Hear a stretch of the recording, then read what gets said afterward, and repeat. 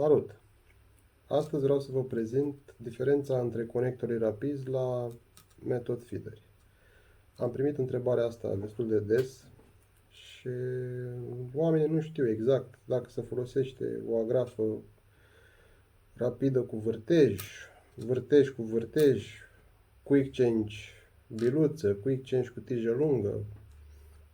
Așa că astăzi o să le prezint pe fiecare în parte și o să vedem care se folosește și care nu.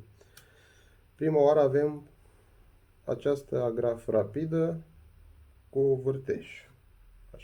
Așa arată. Ea se folosește, se leagă de partea aceasta cu ochet, de firul principal, care mai apoi se introduce în metod. Avem un metod aici care e o mărime potrivită pentru aceasta și în partea cealaltă se bagă pur și simplu forfacul și dacă mai apoi se vrea schimbat, se poate schimba foarte ușor.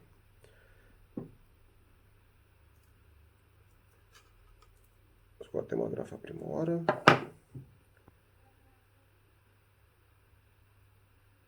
Și apoi forfacul. Mai apoi avem vârtejul cu ochet în ambele părți. Acesta are un ineluș în plus, nu contează și dacă îl are și dacă nu îl are același lucru. Principiul lui de funcționare este exact același ca la aceasta, ca la agrafa rapidă, doar că forfacul va intra un pic mai greu în acest ochet, fiindcă va trebui să se bage prin acest ochet, apoi cârligul se va băga prin el, prin forfac.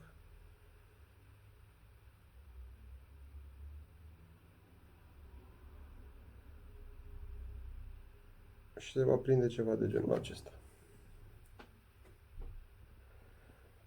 Această metodă, eu unul nu o văd ca o metodă foarte bună pentru a lega forfacul de către firul principal, deoarece îți ia timp să îl legi, să-l desfaci și e destul de complicat.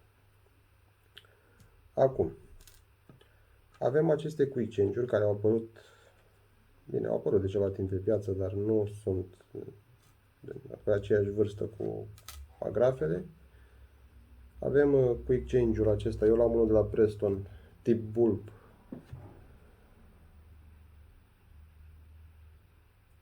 care are ca principiu de funcționare cam același lucru. Se leagă firul principal de acest ochet de aici și apoi forfacul se adaugă în această gaură.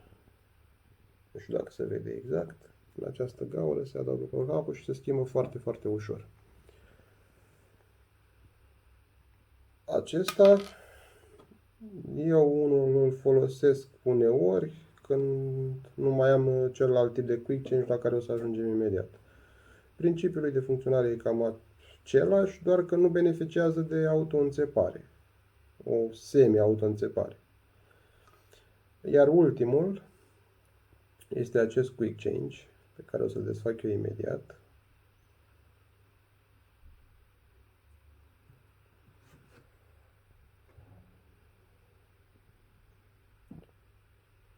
Principiul de funcționare este același ca la celălalt în formă de bulb, doar că acesta, având tija aceasta, de exemplu cu un metod de la Preston, el intră perfect aici. În momentul în care peștele trage de forfac, de momeală, el îl ridică un pic înainte să-l elibereze.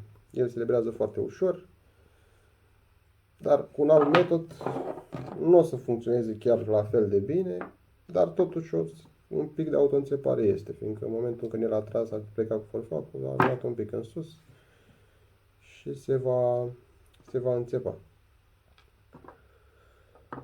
Acum, sincer, diferența între ele nu este una colosală, adică puteți pescui cu oricare dintre ele, diferența nu face Nu este una majoră. Pentru confort aș recomanda Quick Change-urile. Chiar și agrafa aceasta rapidă, care e tot un Quick Change. Dacă doriți și un pic de auto-înțepare, acesta cu tijă lungă, nu neapărat de la Preston, fiindcă sunt foarte mulți producători care le produc. Eu am luat Preston, fiindcă am metodurile de la ei și se potrivesc perfect. Cam acestea ar fi diferențele și vă urez să fie întins.